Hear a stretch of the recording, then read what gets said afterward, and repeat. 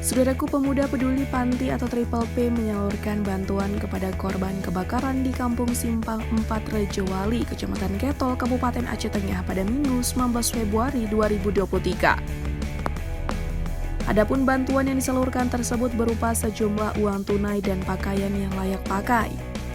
Bantuan tersebut langsung diserahkan oleh Koordinator Pengumpulan dan Penyaluran Bantuan dari Volunteer Triple P, Dr. Ansor MPD 1 didampingi Ketua Triple P Siti Rifausa atau Sitorus Pane MA dan pengurus serta volunteer Triple P yang hadir ke lokasi.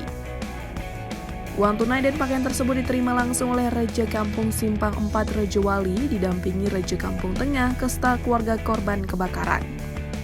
Saat ini masyarakat membuat posko tanggap darurat korban kebakaran yang dipantau langsung oleh 2 Reja Kampung.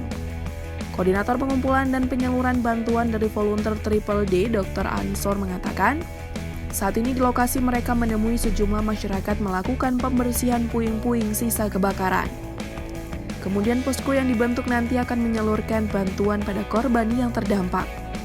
Berdasarkan informasi yang ia peroleh, masyarakat yang menjadi korban sementara ini tinggal di rumah saudara yang berbeda dari lokasi kejadian.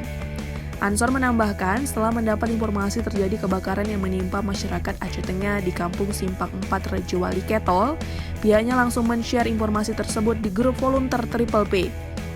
Meski tidak besar, katanya, tapi ia berharap dapat meringankan beban keluarga korban dan memberikan senyum indah di wajah mereka. Dari Aceh Tengah, Romadani, Tribun Gayu.